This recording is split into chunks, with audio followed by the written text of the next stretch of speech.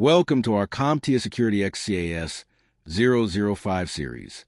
Today, we're covering topic 4.1.2, Behavior Baseline and Analytics, along with how diverse data sources are incorporated to strengthen security monitoring and response.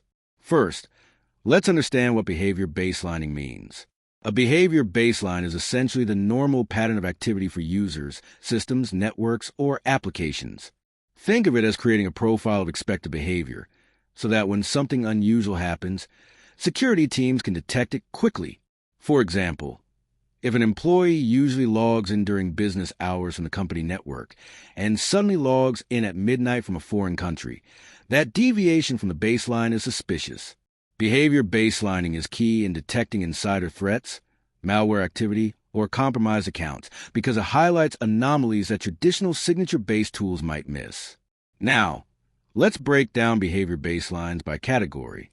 First, network behavior baselines track typical network traffic patterns.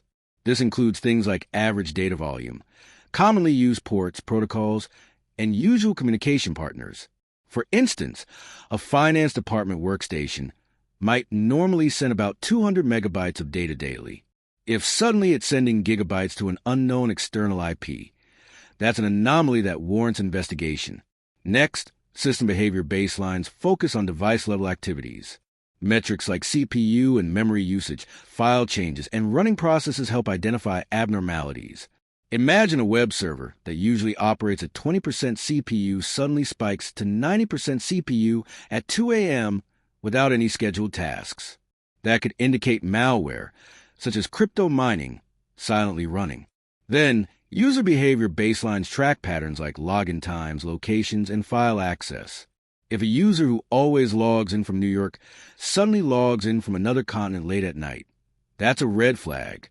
This area often uses user and entity behavior analytics, or UEBA, which uses machine learning to identify subtle anomalies in user actions. Lastly, application or service behavior baselines monitor how applications normally behave, such as typical API call volumes, response times, and access patterns. For example, if an internal API usually processes 1,000 calls per day but suddenly is hit with 50,000, it might be under a denial of service attack or misconfigured automation tool. Behavior baselines alone are powerful, but combining them with diverse data sources creates a comprehensive security picture. Let's talk about some of the key data sources integrated into modern security monitoring. Third-party reports and logs come from managed security service providers or cloud platforms. For example, your cloud provider might alert you about unusual downloads from your storage buckets.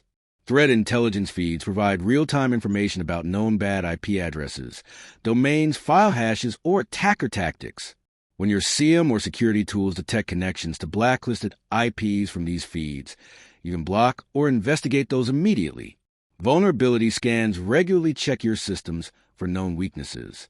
These scans produce reports tied to CV identifiers, that's common vulnerabilities and exposures, which help prioritize patching efforts.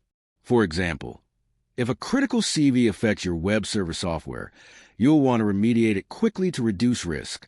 Bug bounty programs contribute reports from ethical hackers who find previously unknown vulnerabilities. These reports help organizations patch issues before attackers exploit them. Data loss prevention, or DLP, data monitors attempts to move sensitive information outside the network, such as copying files to USB drives or sending sensitive emails. DLP alerts help prevent data leaks and ensure compliance. Endpoint logs come from tools like endpoint detection and response platforms. They track detailed device activities, process execution, registry changes, and unusual command line actions. For example, if an Excel file triggers a suspicious PowerShell script, the endpoint logs will record this for analysis. Infrastructure device logs include routers, firewalls, and switches. These devices provide insight into traffic flow, access attempts, and potential denial of service attacks. Application logs capture user actions, API errors, and authentication attempts inside software. If an application experiences repeated failed login attempts, those logs help detect brute force attacks. Finally, Cloud Security Posture Management, or CSPM. Data continuously monitors cloud environments for misconfigurations or compliance issues. For example, CSPM tools might alert you if a storage bucket is publicly accessible when it shouldn't be.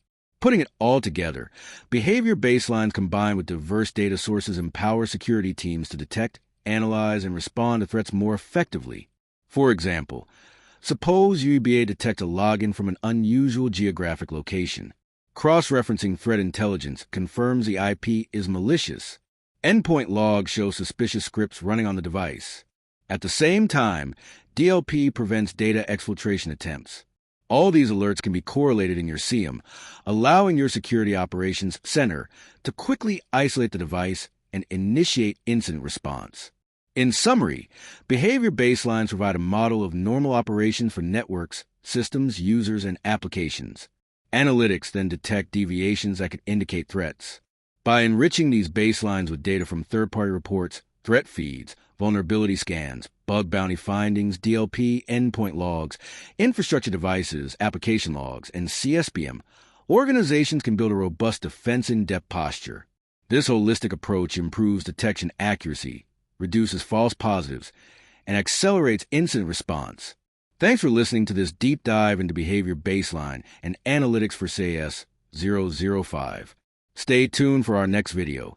We will explore more security operations topics in detail.